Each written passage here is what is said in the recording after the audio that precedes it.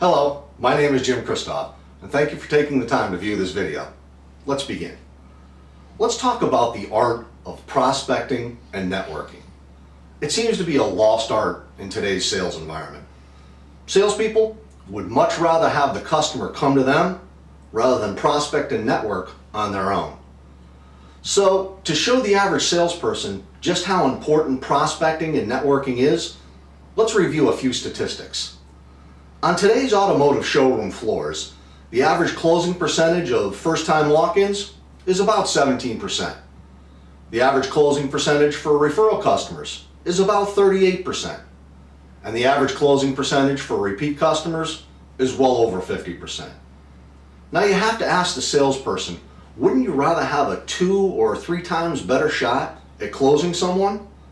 Well, you get that added percentage by talking with the referral or repeat buyer. So the next question is, how does the salesperson attract a referral or a repeat buyer? Let's cover some more statistics.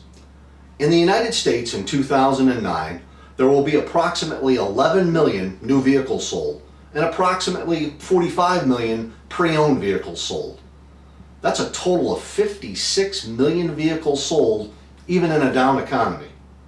Now, there are 200 million licensed drivers in the United States. So nearly 30% of all licensed drivers are going to buy a vehicle this year. That's 3 out of every 10 people you know are going to buy a vehicle. So as a salesperson, wouldn't you want to know who the people are that are going to buy a vehicle and have the opportunity to sell them a vehicle? As you can see, prospecting and networking is simply a numbers game. You have to get in front of as many people you possibly can and then have them recommend you to everyone they know. Sounds simple, right? Well, why aren't more salespeople doing it?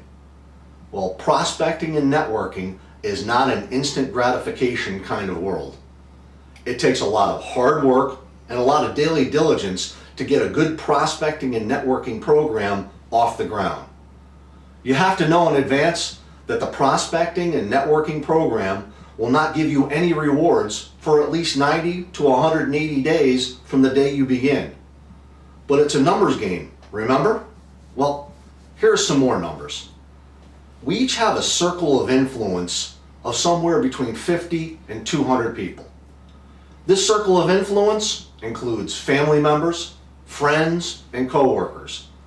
These are all people that we are in contact with on a regular basis. We tell these people about our lives and influence them with our opinions of everything from politics to restaurants. Let's say your circle of influence is 100 people. That means 30 of those people are going to buy a vehicle. Are you going to sell them one? And how about those 100 people you have in your circle of influence? Let's say they each have their own circle of influence of 100 people. So you take 100 and times it by 100. That's 10,000 people. And 3 out of every 10 are going to buy a vehicle. That means that there are 3,000 vehicle sales right there. And I can tell you as a salesperson, if you're going to sell 3,000 vehicles in a year, you'll be exhausted. That's 250 vehicles a month. Wow. So as a salesperson, do you think you now want to stay in contact with all of those people? And make sure that you are the top of mind salesperson that they recommend to all of their friends and family.